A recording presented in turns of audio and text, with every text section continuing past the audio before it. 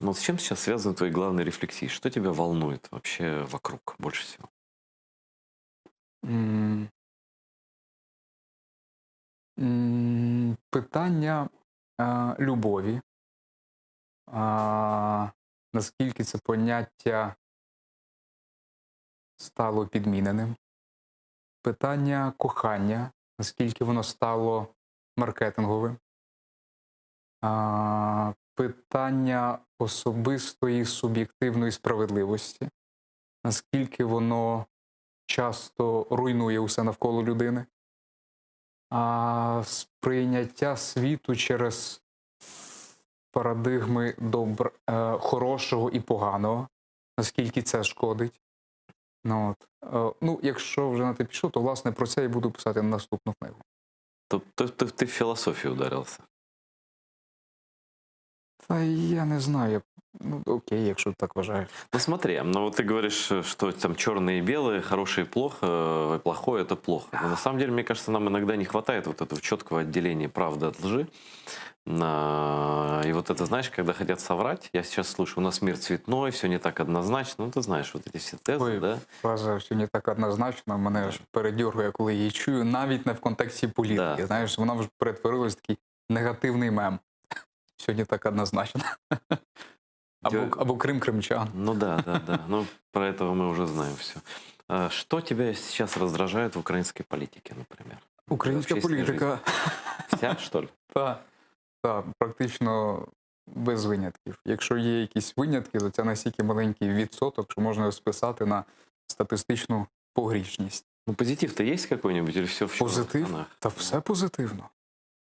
Так, ты уходишь от ответа. Скажи, что Ні. конкретно позитивно, что конкретно негативно? Я бачу купу подразників, які весь час народжують все більшу і більшу кількість активних людей. Невже це не конкретно? Типу, як мінімум, я з'явився. До 2014 року мене як громадянина України не існувало. Я з'явився. І більш того, ці подразники постійно вони з'являються нові і нові. Люди передивляються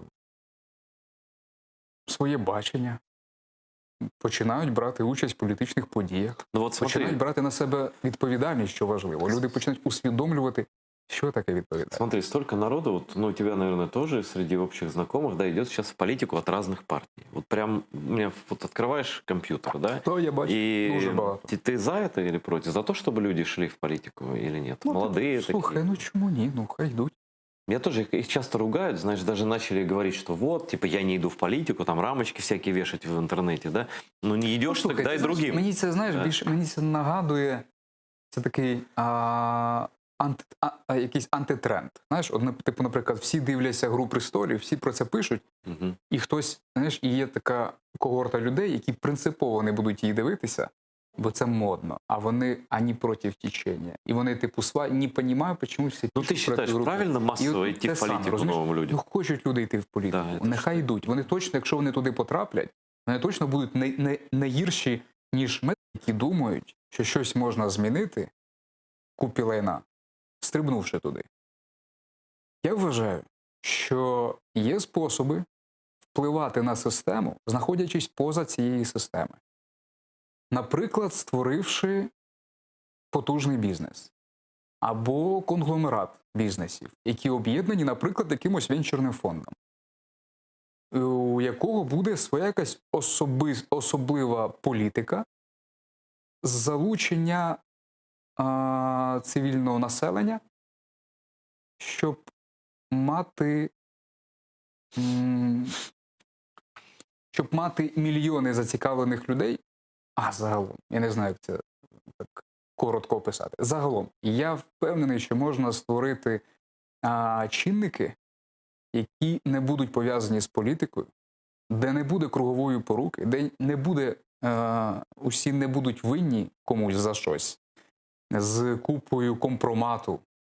І через це, і воно буде настільки потужне, що воно зможе впливати на нашу українську політику. Вообще все непонятно сказал. В тому числі, якщо таке з'явиться, я впевнений, цим зацікавиться Захід.